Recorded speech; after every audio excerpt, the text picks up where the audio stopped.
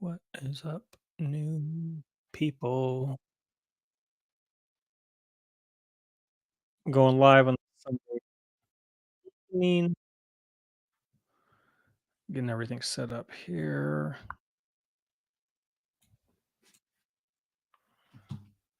Sage in.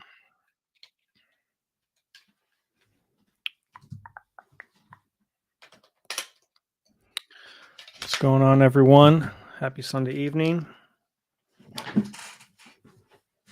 Hope your weekend's been well.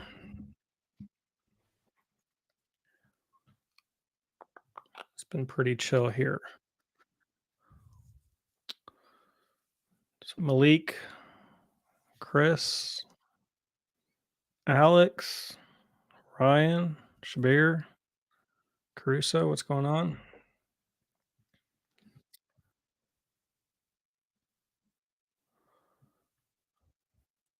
Hope everyone's doing well.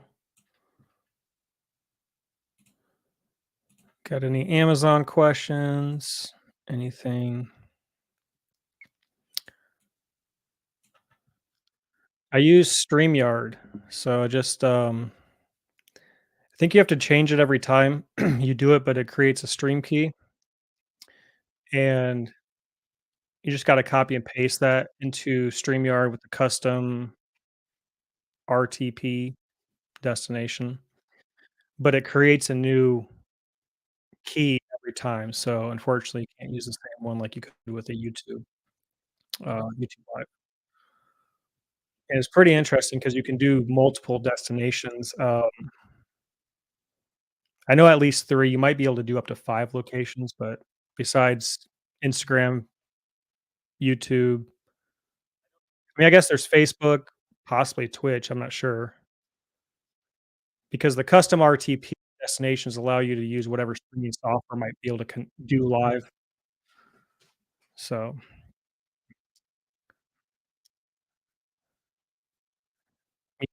is it worth sending in hazmat if you're approved? Probably. The only thing that you're gonna notice is your storage limits are gonna be super low for hazmat. Um, the one thing with hazmat is as far as I know, I don't think it's changed, you cannot use the standard, like, purchase your shipping labels through Amazon. You have to use a you have to purchase them on your own. You're not gonna be able to go through Amazon, get the shipping labels. Um, with hazmat, you have to make sure the correct labels are on the outside. So the standard one, going back to chlorine days, was that white triangle or white diamond.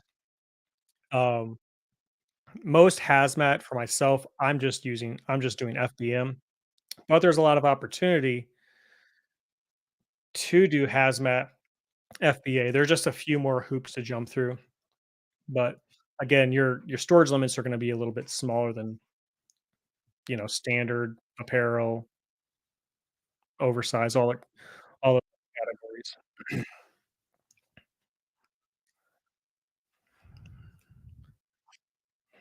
Yep, you're welcome. What's up, Misha? Yeah, I don't think there's special packaging. Um, it's just the box has to be with the correct label. So that's gonna be, you know, your hazmat, uh, your hazmat labeling according to what you're sending, if it's aerosol, whatever the chemical that is in the box. So, um, but as far as the actual packaging, I don't think there's anything specific. It's gonna be the same as, like, if you're sending in a liquid, you're gonna be better off either using some gripper tape if it's like a spray bottle or something with a cap, polybagging it just to give yourself extra protection, but the outside actual box, I don't think there's any special packaging required except for the labeling, and that's simple enough. You just look at what you're sending, look up the hazmat sticker, and then you can just print that off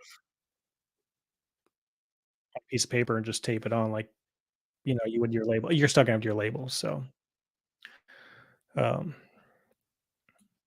But yeah, hazmat's a good, category, you just gotta like, for instance, when you're shipping it, um, FBM, you pretty much gotta choose ground to be safe. If you choose, like, first class or anything else, um, you might be able to get away with it, but you can also get some heavy fines from the, postal service, so, uh thanks, Misha, appreciate that. Yeah, only Amazon people are gonna get them. So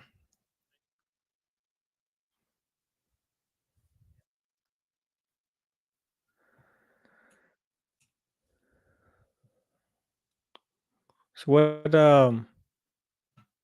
curious what model everyone is doing the most of.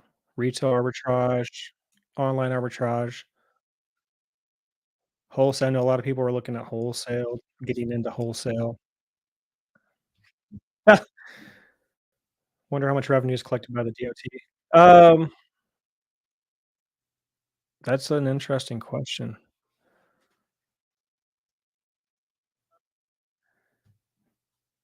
Yeah, I once I saw what the fines were back when chlorine was the the hot topic, um, I wasn't gonna mess with getting a, you know, dollar or 2 cheaper label to risk a multiple $1,000 fine.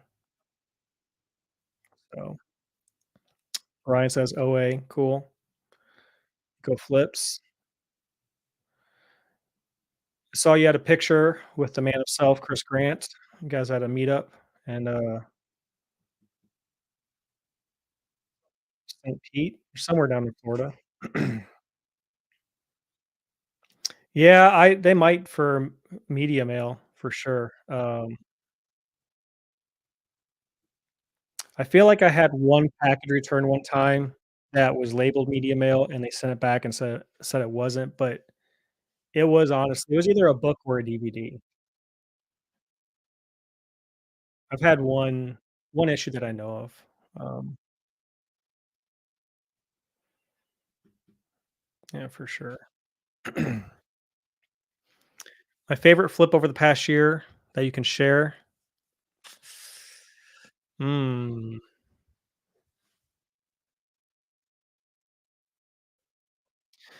I don't know, that's a good question.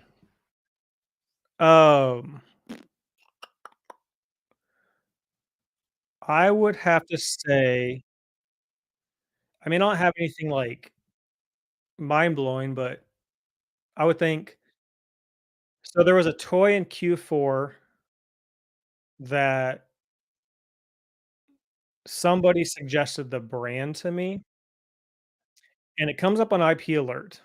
So, I tested it out, I think I ordered 2, and the day they arrived, they sold. And it was like a $25 toy flipping for 70 or 80 bucks. So it's pretty good deal. But when they sold that day, I then went back to the website and ordered 15 more. Um, and that was a good flip. The other one was something pretty recently that was a really my first Amazon to Amazon flip that I found myself, and that for me was pretty cool because I saw the product come across a Facebook ad, you know, I don't know why it's targeted me for some reason, but I saw it come across as a Facebook ad, and I've sold a similar type of product before, and I know that they've done well. So I just had a feeling like that was a good product. So it was late, it was like 11 o'clock at night, and that's late for me, but I went to Amazon to see if there was a listing for it, and there was not for the single. Amazon was selling a bundle, and so I was like, "Well, that's easy enough." I just no, I'm sorry, there was a listing for the single, but there was only, like, 2 sellers on it. and so I just bought the bundle because I know where I bought this product before, and I went and searched. It was not available there. It was available someplace else for pickup, nowhere near me, like 8, 9 hours away. So, that was probably one of my favorite flips because it was the first Amazon to Amazon flip that I found myself. I've had others have suggested to me, they turned out alright. I've had ones that the first time I ever heard of Amazon flips, I was on a list, just didn't work out. It was actually I didn't know anything about lists at the time, how saturated if you just go buy the things on the list. Well, that's a bad decision. That's what happened to me. Um, do you use any software other than Keepa when finding new private label products to launch? So my favorite method for sourcing private label is manual sourcing. Keepa is gonna be like anything else that you're looking at, as finding as far as looking at the data to look at sales. Um, I recently started using Helium 10, and that's been okay, but, it's just a way for me to look up keywords to dig down in niches, which is basically what I do manually sourcing. I'll type in a pretty broad term, um, like camping gear, and from there, I'll look at what products looked interesting, and then I'll try to niche down. So, um, uh like camping bags, camping, utensils, and then if you can niche down there. So I recently started using Helium 10, but I still use Keepa obviously to look at what the top people in those categories are doing, what their sales rank is doing. The one thing I like to use is if I'm very interested in a product, then I'm looking at what the lowest price they've sold it for, which usually is gonna be when they launch it, and I base my initial order decision on that lowest price because I wanna get in the market and I wanna get my rank high. So, if it's somewhat profitable, when I say somewhat, I'm thinking like if it's a 10% net margin based on that price, then I might pursue it. But keep as a must, I think, for whatever you're sourcing. You can use Helium 10 to get similar data. Keep is just so much easier, I think, to read the data, and also nothing is foolproof, right? So, especially when it comes to estimated sales, Helium 10 can give you one idea, Keepa can give you an idea, SellerAmp gives but you can kinda get a baseline idea of what it's probably doing. Yes, Chris, sourcing from Facebook ads is a great tip. Um, Stanley Cups really popped off in December, January. There is a local, I guess she would be considered an influencer, but she just puts out some funny content. I started following her. I didn't realize she lives in the same town as I do.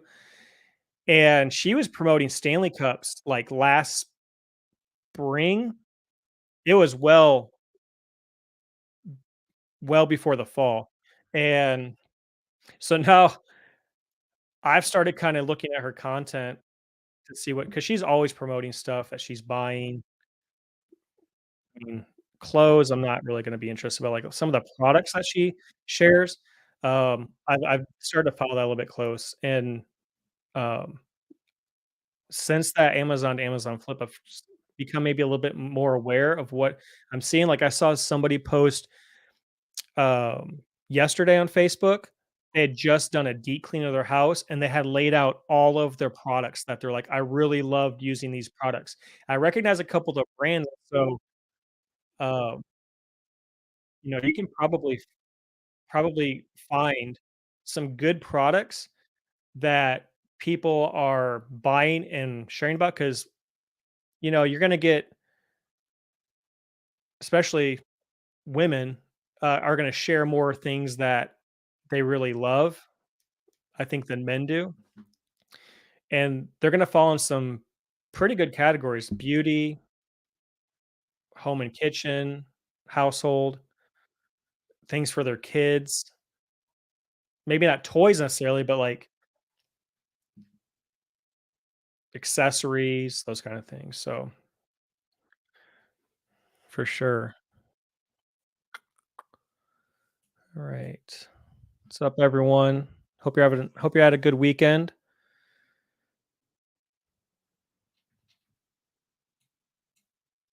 Just winding ours down here. It's been pretty low key for us. It's been more of a family weekend. Only sourced a few things online, and they were just reorders because things that we've sent recently have really popped off on sales, so, um, just went and ordered a few more. In fact, one of them that I reordered was because I got a review that the person said, "We haven't been able to find these anywhere in stores." So, I went and ordered a bunch more that we just sent in because they are selling very quickly. So,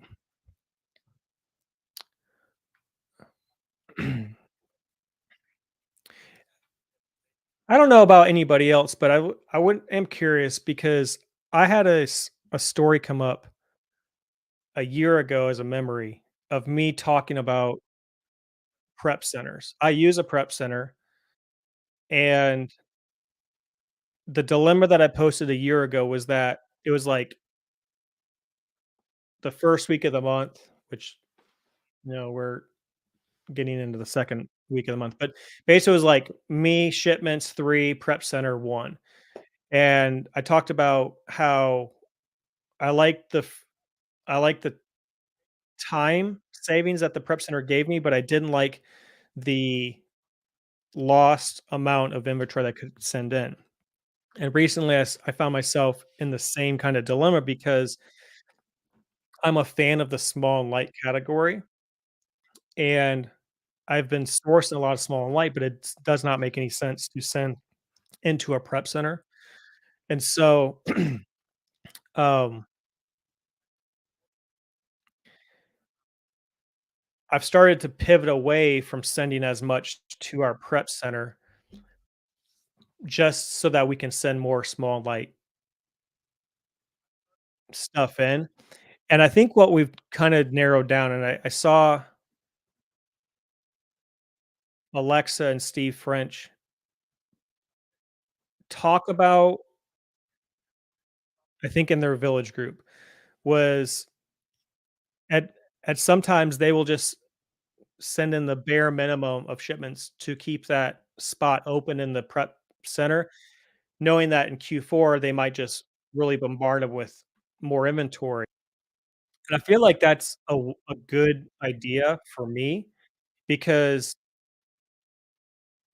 I can get a better return with a lower cost of goods because I'm either sourcing grocery or small and light items that financially don't make sense to send to the prep center, and I can get more stuff out. We've hired someone here locally to help prep, and they're coming over 3 days a week. So, I feel like that's where we're pivoting is we're gonna still send them inventory, but it's gonna be a lower amount because for it to make sense financially, it's gonna have to be, in that, like, 25 to $30 range of cost of goods. I might not be looking at as high of a return as I am if I'm buying something for $3 or $5, and I can make it small and light, or if it's grocery. So, for instance, like the product that I said somebody posted that they can't find anywhere in stores, I'm making $5, 4.50 to $5 profit based on what I sold the past few days, and it's over 100% ROI, but I couldn't send it to the prep center because I mean, I guess I could, but I'd be making like a dollar. I'd much rather have the 4.50 to $5, have someone here prep it for me. I'm just curious if anybody else had that same thought process because prep centers are great, but I think the one thing that people don't talk about as much is your cost of goods is generally gonna have to be a little bit higher, and you might be sourcing categories that you also like, shoes and apparel, you might also be finding a higher return rate. Um, so I think there's something to be said for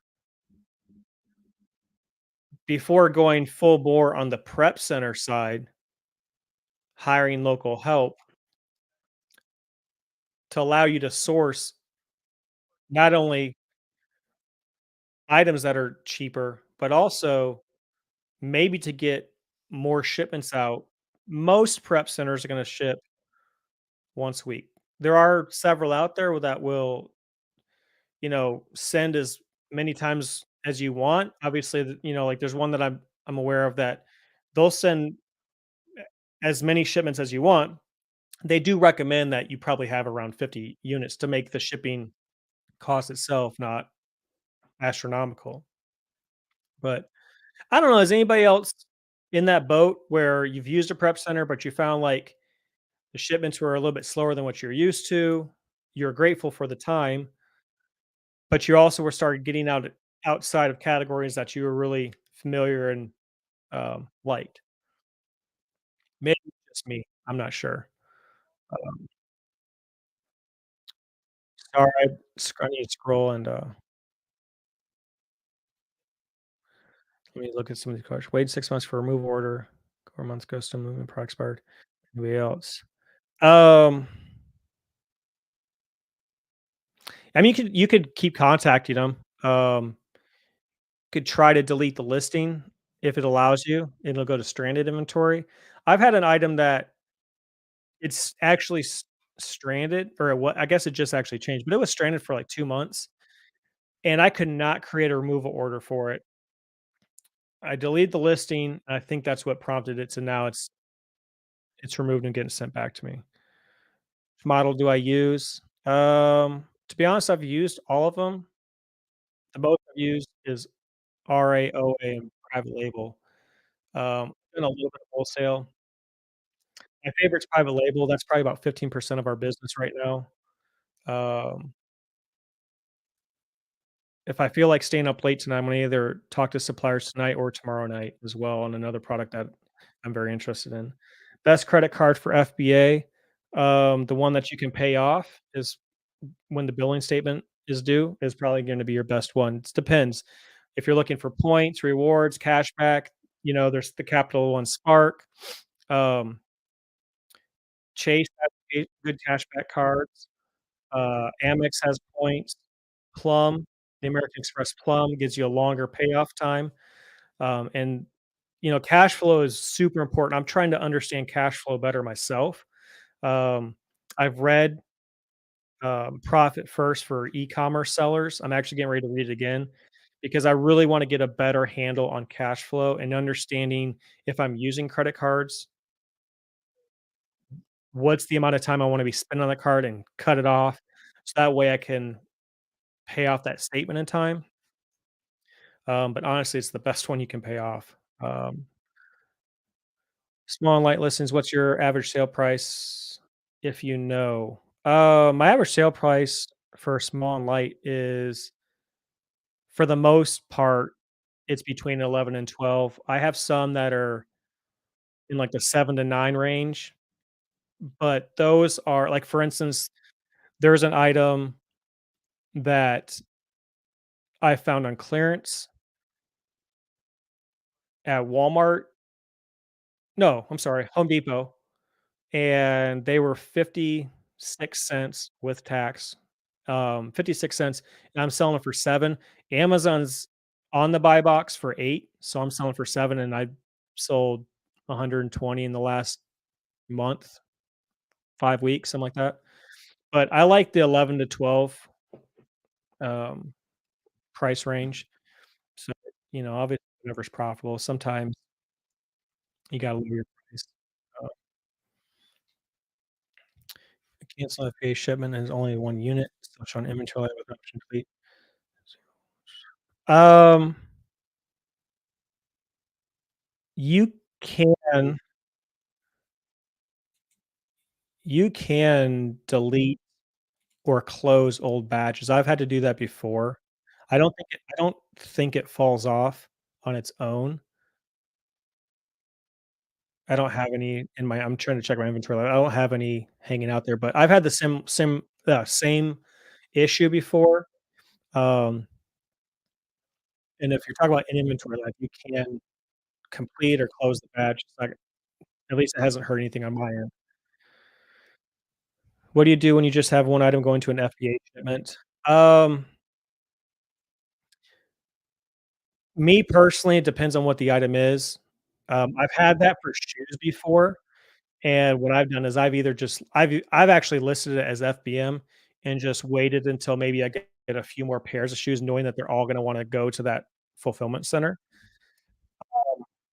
I noticed actually, speaking of Prep Center, I noticed Prep Center actually did this for a shipment the other week. They sent one.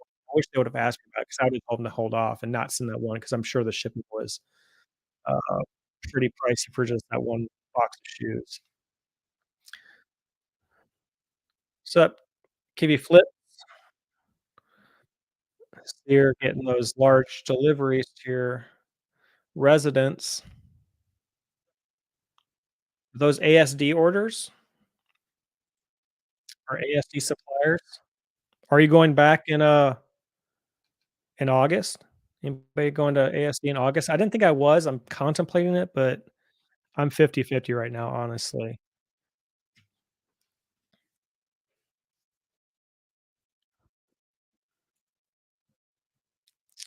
What's going on?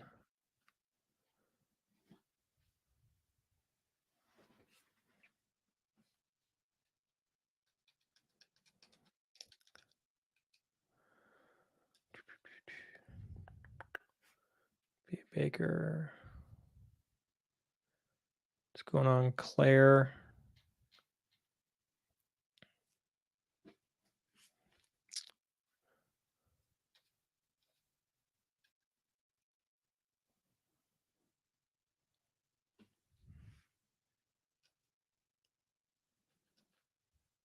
Okay.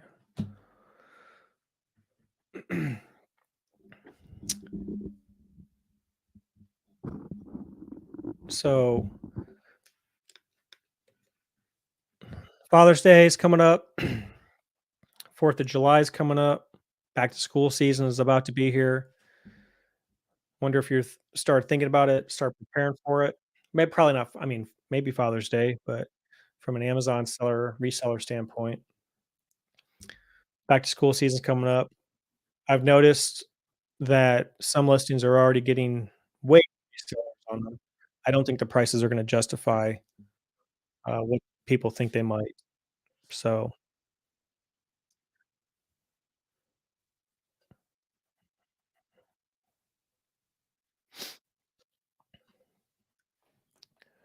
we'll see.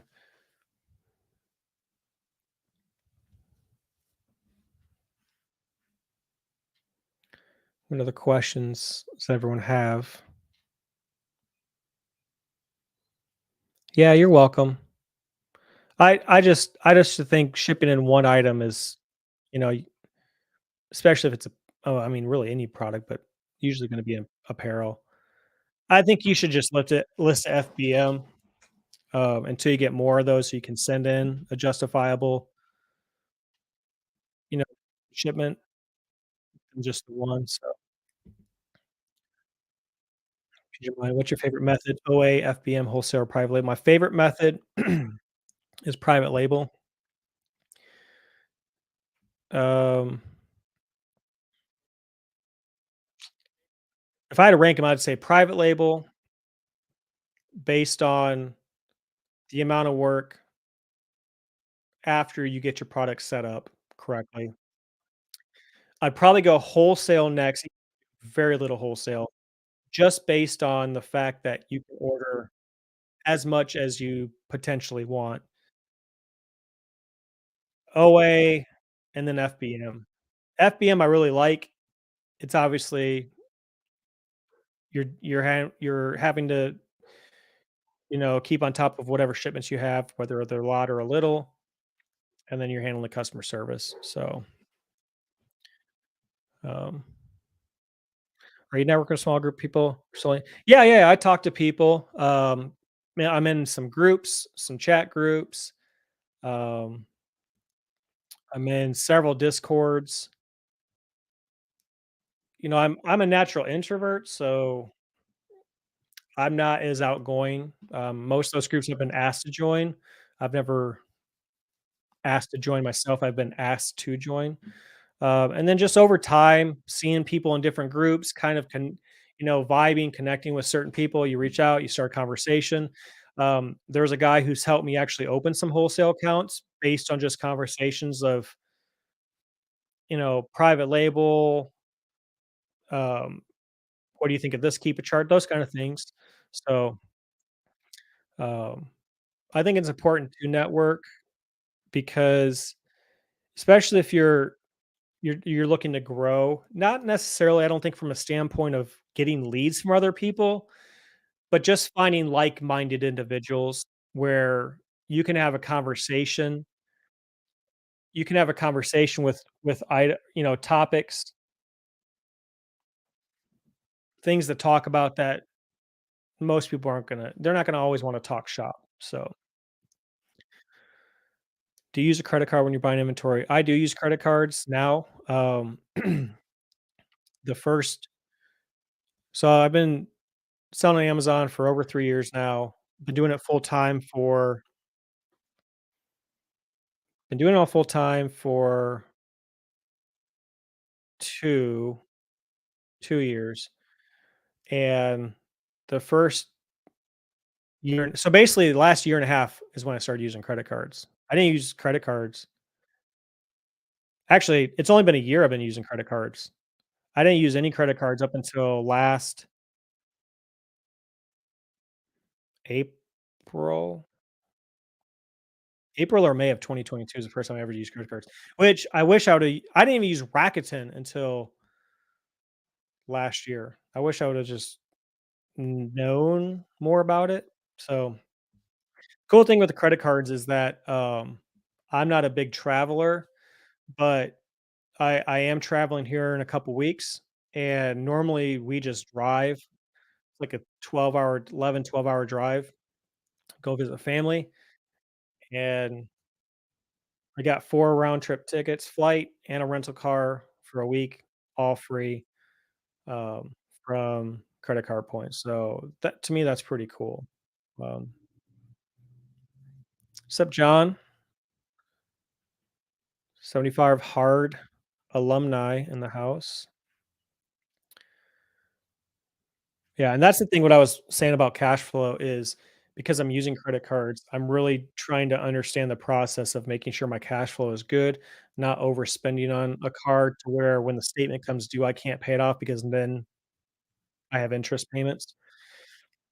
And I've been pretty good about that. Um, I think I've had one time where there's an interest charge where I wasn't able to fully pay off the statement. Um, but looking to scale, I think it's kind of a necessary evil. Um, I did it for so long just using the debit card, bank card, cash, um, but it wasn't until I started using a little bit of credit that I was really able to grow a little bit more. I wouldn't recommend people going too heavy, honestly, at first. I think more people get bit in the butt doing that or being told that than really understanding the billing cycles and how they work. And if you have a 10 or $15,000 limit, it's far better to starting out, spend a portion of that, like 5,000 in a couple days, not spend any more, and having the time until your billing cycle is complete and your bill is due to pay that smaller amount off versus going ham, s maxing it out, especially not spreading it out over the entire billing cycle, but just trying to do it on heavy on the front end. I found that works better for me doing it that way and then just cycling through the different cards, and trying to change the billing cycle due dates or I'm sorry, statement closing dates to be able to allow me to switch from one card to another, so I'm spreading that out and, you know, Like, I have a whiteboard, I have it on a spreadsheet of when those dates are due, when the when the statement closes, when to start spending, a window of time to spend on that card before start cycling, because last thing I wanna do is just be hit with a lot of credit card debt, especially with there is a fear when you talk about Amazon of getting your account shut down anytime. Can it happen? Yes. Um, if you operate the right way, I think you obviously you can minimize that risk. So, um, set a limit of use on your credit card from how fast you sell. Yeah, yeah, you wanna just limit yourself, especially if you're starting out. You don't wanna just go out and max cards, uh, because, you have to think, especially if you're doing OA, you order the item today, it could take 2, 3, up to 5 days maybe for you to get it. Prepping it, whether it's yourself or a prep center, sending it to Amazon, you could be looking at another week, 2, maybe even 3 in a worst case scenario. So now you're looking at close to a month, and then you have to have that item sell very quickly in order for your payout to be deposited in your account, your Amazon account, or that payout to go to your bank account to be able to pay it off by the time that statement is due. So, that's why I like to cycle through and spread them out and just go heavy for, like 2 of them, I go the first 10 days of the billing cycle. I spend what I wanna spend on those cards, and then I haven't the other ones, I'll spend for 4 or 5 days. And it's all the 2 that I go 10 days is a higher amount, I have higher limits. One of them is the Amex Plum, so I have a longer time to pay that off, but, when you it's not like unless you're doing FBM, I mean, obviously, you can get a quicker payout with FBM, but let's be honest, not everything is gonna sell as quickly as FBM as you might think outside of either if you're doing backpacks in back to school season or school supplies or Q4. Those are the best times to do FBM. You can do FBM year round, but FBA offers are usually going to sell during most of the year faster than your FBM offers. Um, so for me, like FBM, there's a couple items I sell year round FBM, and they are hazmat. But for the most part, I'm doing the majority of FBM either back to school season or Q4.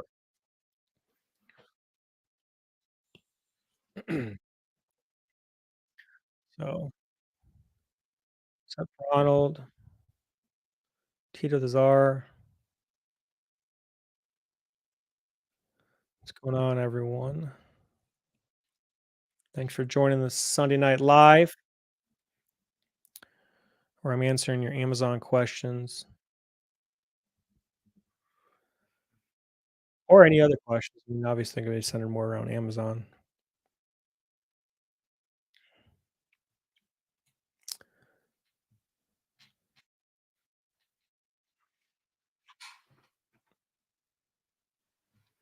I feel like I'm off to the side in the camera here, but maybe it's just how Instagram is showing up for me. YouTube seems okay.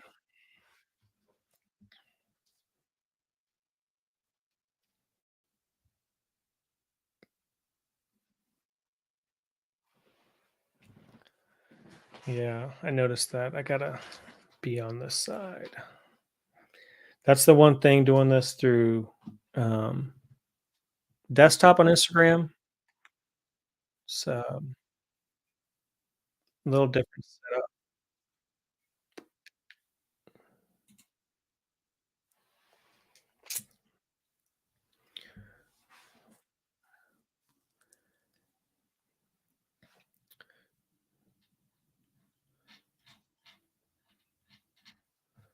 Right. Anybody have a favorite Discord you're in?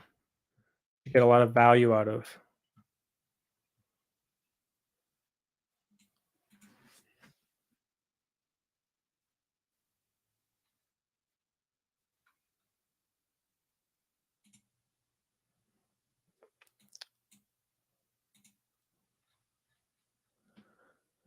Are you taking your Amazon profits, invest the money elsewhere? No, not not heavily. I don't have any interest getting into real estate. Um,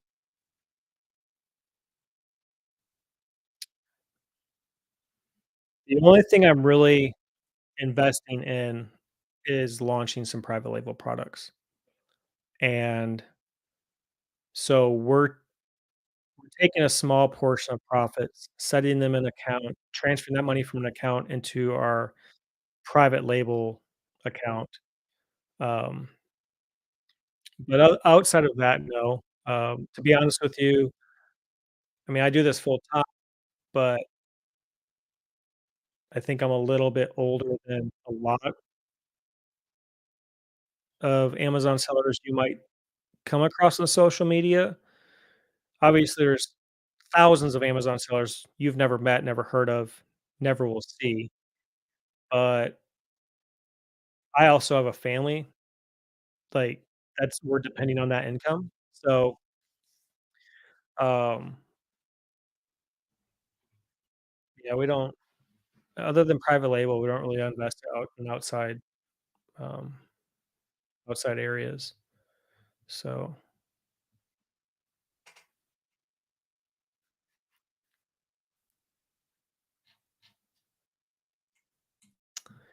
which, you know, that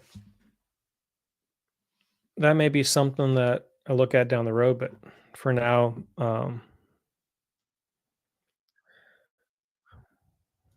we just don't.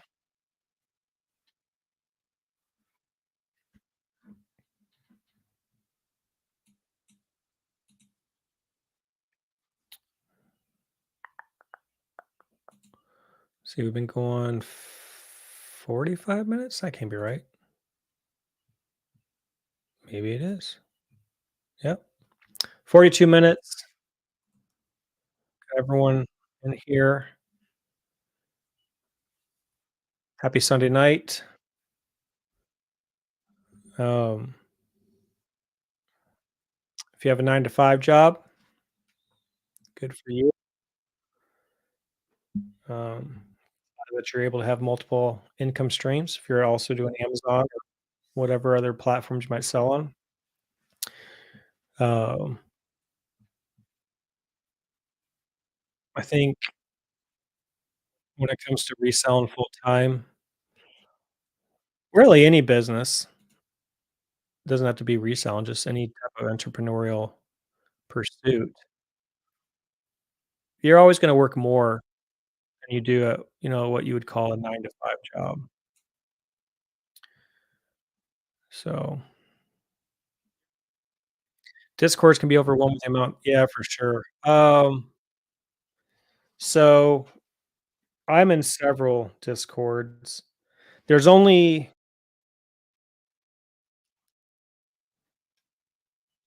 there's one that that I'm paid in that I won't be in for much longer because, I did an annual payment, and there's just no value in there. I don't buy any leads there, they're just oversaturated, but I'm in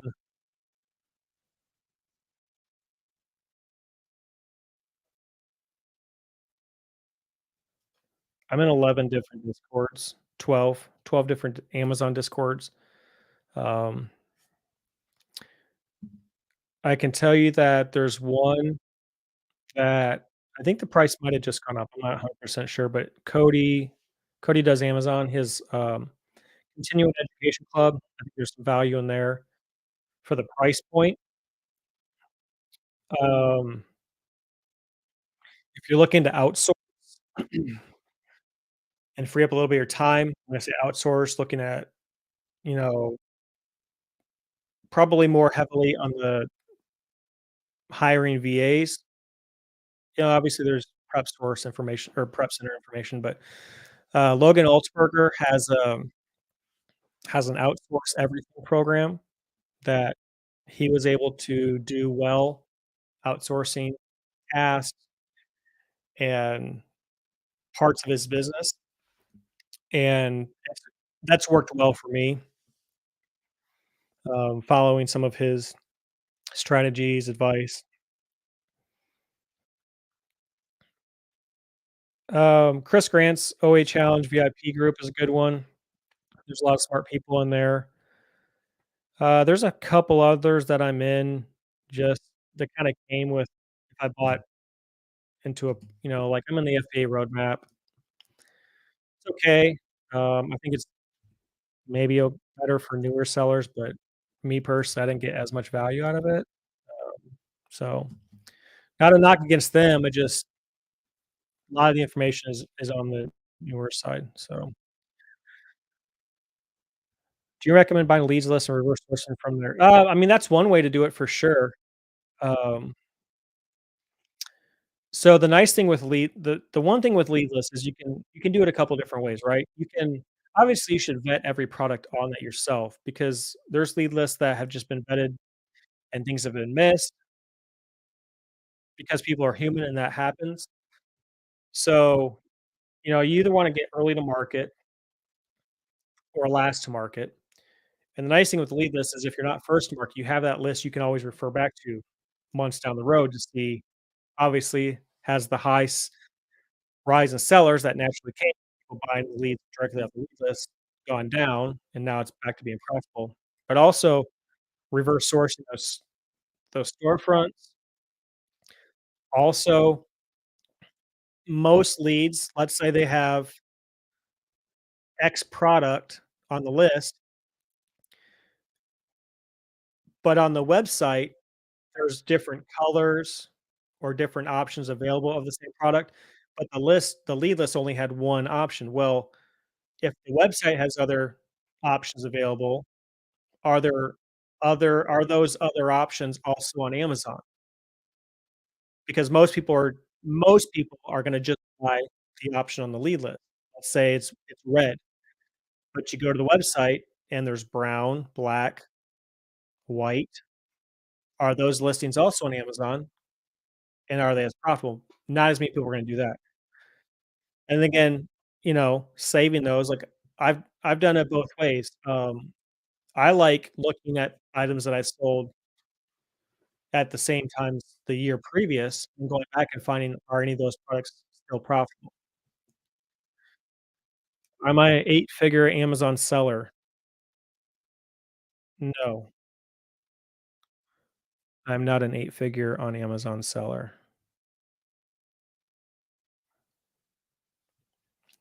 So, yeah,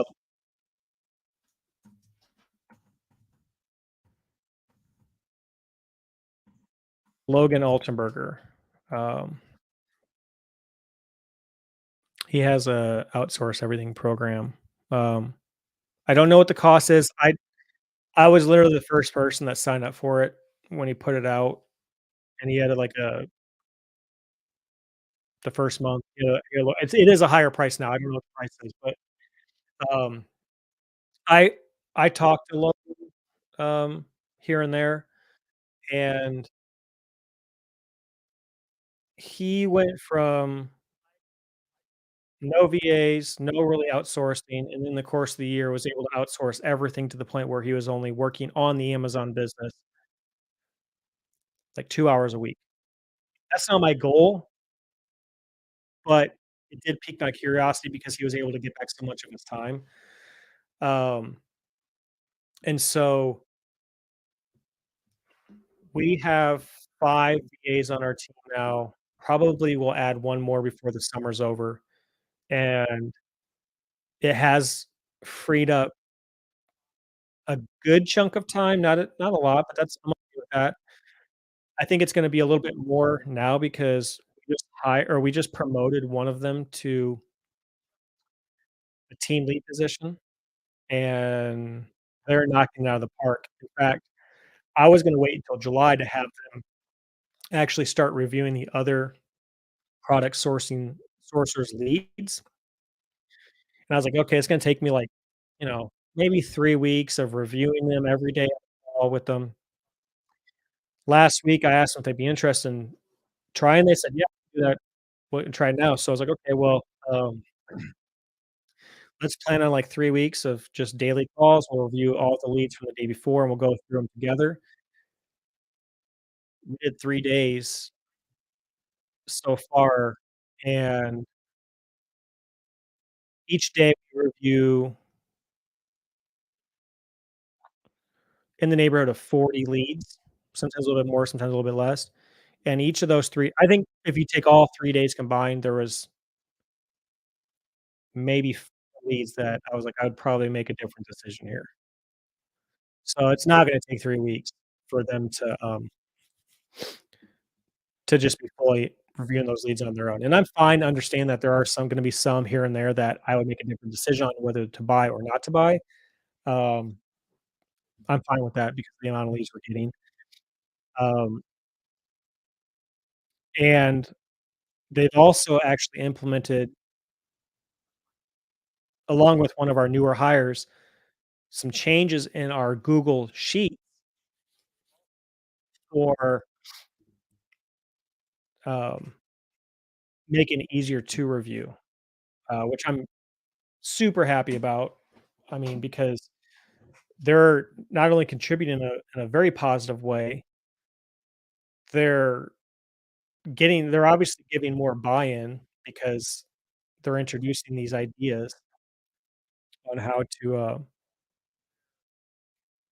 more efficiently review these leads and to understand. And we're actually working on a setup now where if somebody has already previously sourced that ASIN, they automatically get a notification when they go to enter it on the Google Sheet. So I'm really hoping that might actually work out. We don't get a lot of cross posting of leads, but, um, like, I would say, like, maybe 5, 6 a month, maybe. It's so low, but it's still a way to know, if somebody's already looked at it before they go through the whole process of, you know, diving into the Keep a chart. So, Metric Mark, what's going on? Yeah, and Logan is on YouTube as well. Um, if you like the midday broadcast, he does a lot of lives in the middle of the day. Also has a great podcast called Doughboys with, Josh, a guy named Josh and a guy named Cisco, um, and pretty regular pretty regular output of episodes and different guests. Would highly recommend checking it out. It's called Doughboys, Doughboys.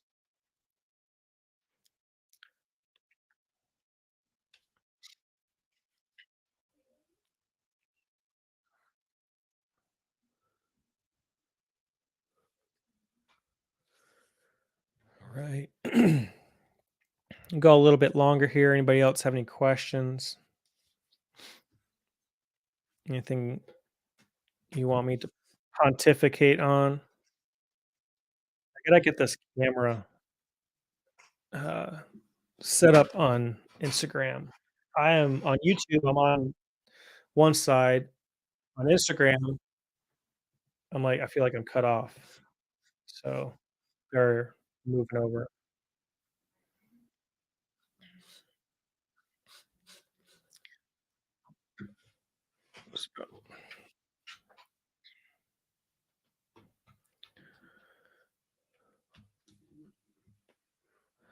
Please tell us about SW bots to scrape without bucket.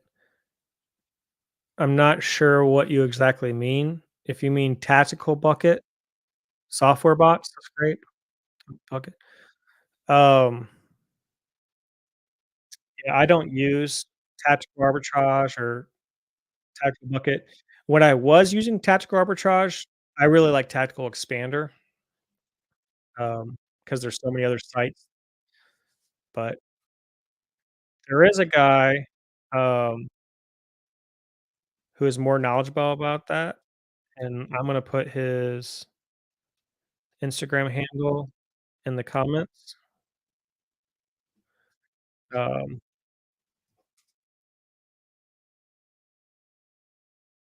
name's Tony, but his handle is Startup FBA.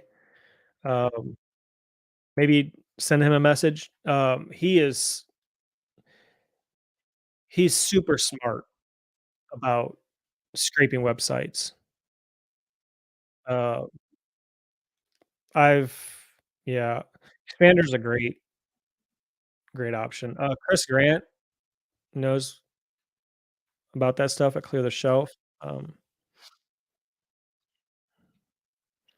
be a good person to reach out to, but, Tony Cruz at Startup FBA, he, he has some systems for scraping websites. I don't know what he's doing, but when he talks about it, it's like, it's over my head and makes me feel dumb because 'cause I'm not as smart as able to understand some of that stuff. So, when it comes to diving into websites, scraping code, all that. So,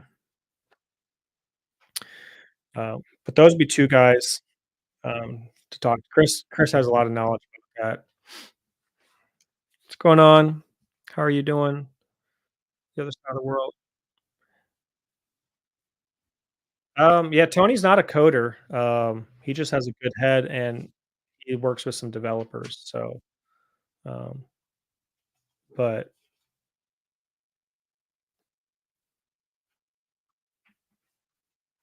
definitely a lot of smart people out there. And you could probably find, if you really wanted to dive deep into it, probably find someone on like Upwork or Fiverr to hone in on what you're looking to do outside of software. Public holiday here today. Are you in the Philippines? For some reason, I thought you were in Australia. I know it's Independence Day in the Philippines. So, yeah, so none of our VA teams work. Okay, in Australia, awesome. What holiday is it? Just like, um,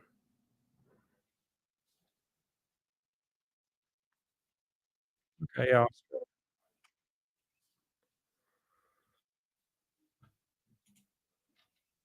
Australians. Got some Cali peeps, California crew in the house. Queen's birthday, okay, interesting. Um, this is gonna be a dumb American question 'cause I don't know, but I'm assuming Queen Elizabeth? Um, how often do an anime like this? Not as regularly as I would like. I'd like to do it pretty regularly, actually. Um, I'm always happy to answer questions, so okay. So it's like the monarch, his birthday, whoever is, government. Okay, I gotcha.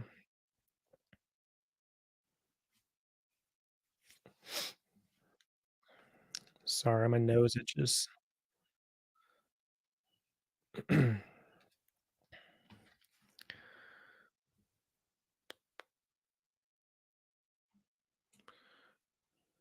Okay, going an hour strong. Appreciate everyone, asking questions, throwing something in the comments.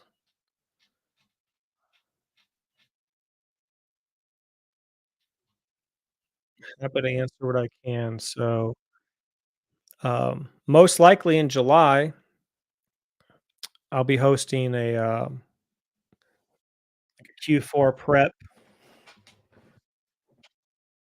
couple day session, help people get, ready for Q4. So, appreciate that.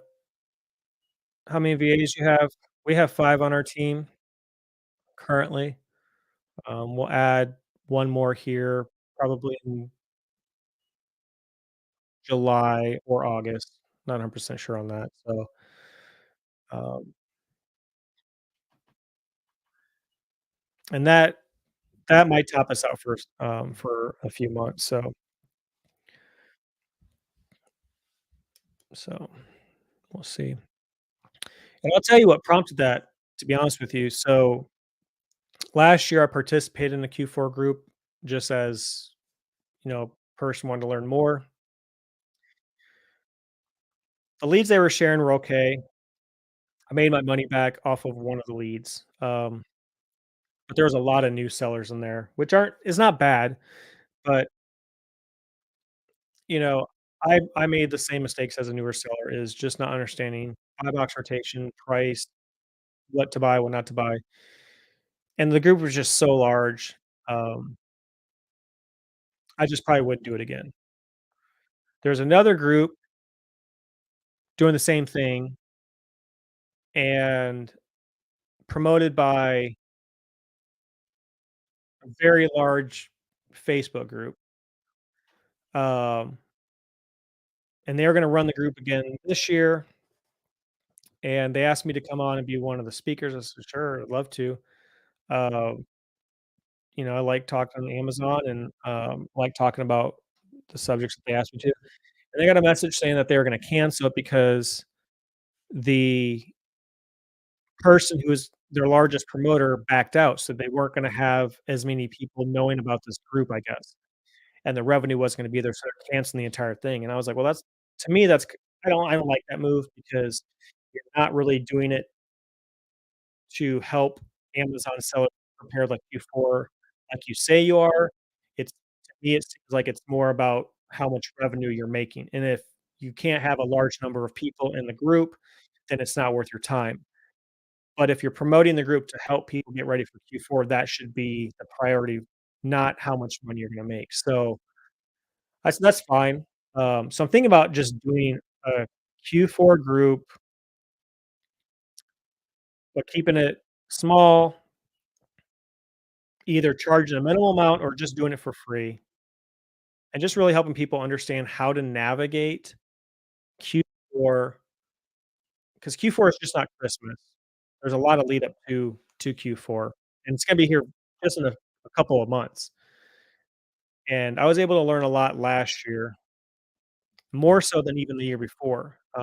So I feel like that would be a good thing to just give people information. I'm not looking to give people leads for Q4, but there is definitely some things that you can make money in and some things to avoid, some things to understand about the whole process of Q4, not just from a business standpoint, but also personally. Like last year was the first Q4 where I really took a hit with my physical, like just burnout. Like I got so tired because I was doing so much work.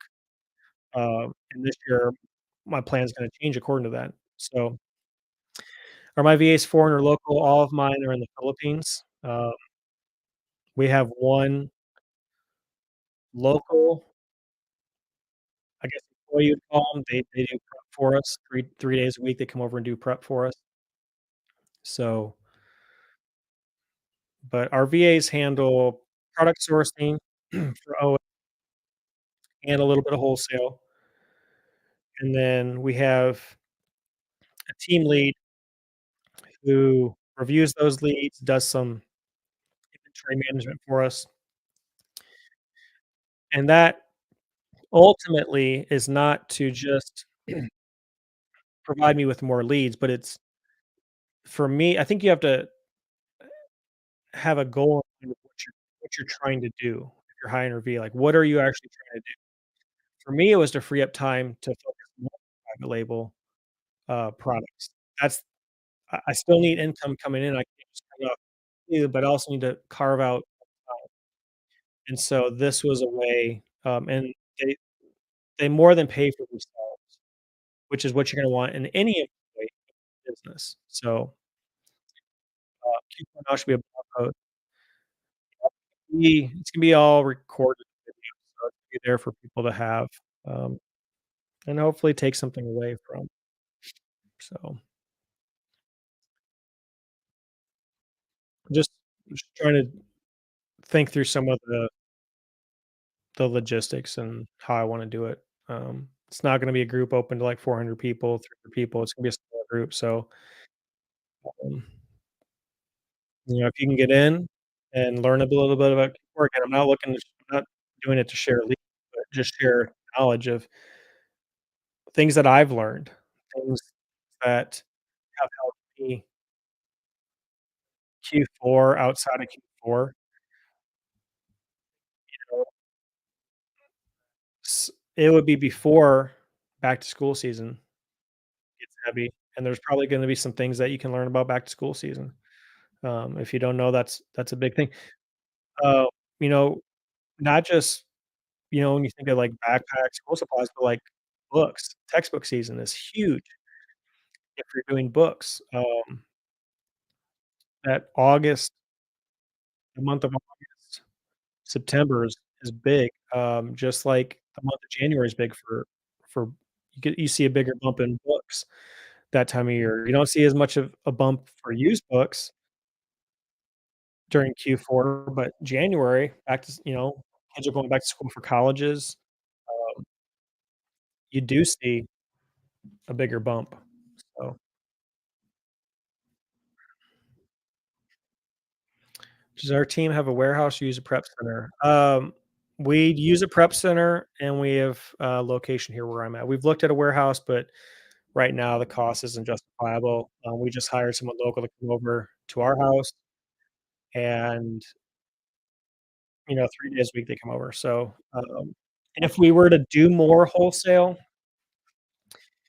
and we have the cash flow to manage the warehouse, that might be something we would look at, but it's gonna probably depend on more if we were to get into wholesale a little bit more, just because some distributors only ship to commercial addresses, and then also the ones that do ship to residential areas or, addresses, you gotta think about, can I get if it's a semi, can I get a semi in my neighborhood? Uh,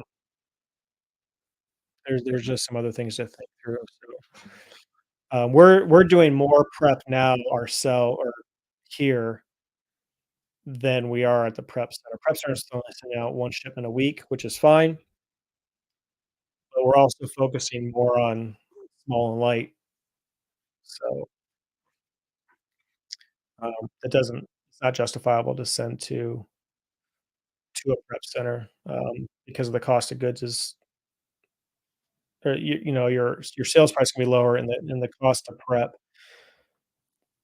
is gonna eat into so much of that potential profit versus just hiring someone here. It's a simple job,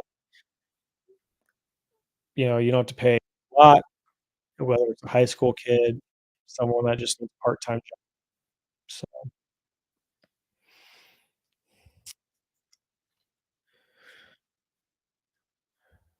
yeah, so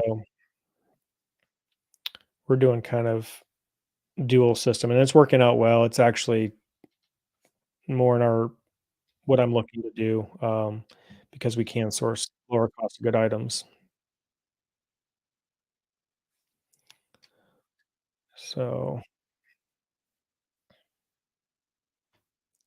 but it's all about growth, all about goals. So we're consistently trying to send more units in because the more units we can send in, the more units we can sell, which helps the bottom line. So today we sold 173 items. This month we've sent in or we sold 18, just over 1,800 units.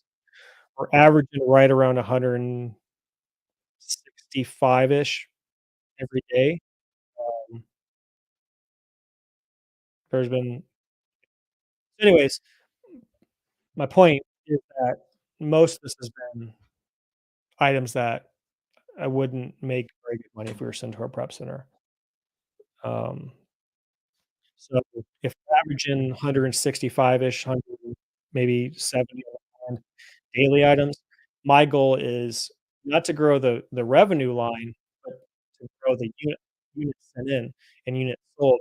If I can bump that up to average 200, the bottom line is gonna grow. I'm not worried about profit numbers. Um, you know, those are the vanity. Bottom line matters. So, um, but it's just compared to Trump when you're looking at how big my numbers can be. I mean, those are impressive, not gonna lie. They can be inspiring, but I'm not going to, shoot myself in the foot trying to post big orange bars, but making very little profit. So, I'm in this to make money and to grow, to be able to provide for my family, and to live life kind of, live working life how I want. So, that's my goal. It doesn't have to be your goal. So, everyone here, Instagram, YouTube, um, I've been going over an hour. I'm gonna go 4 more minutes and hop off here. So, any other questions, be happy to answer. Appreciate everyone jumping in, even those of you who are jumping in, jumping out. Appreciate you. Um,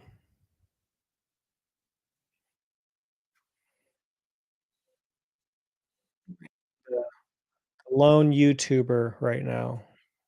Appreciate whoever you are. So, yep.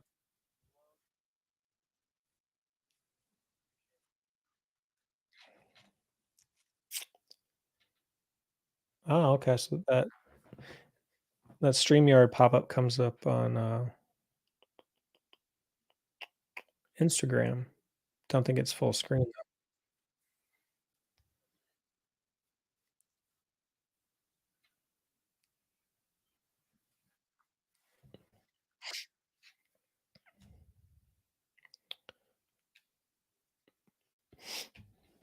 All right, guys. Tell you what, it's like going 4 more minutes. We're gonna call it. So appreciate everyone hopping in, asking questions. I need to do this more regularly. I'm more than happy to answer question time. So hope you guys have a good rest of your night, rest of your evenings. Have a great week. Talk to you later.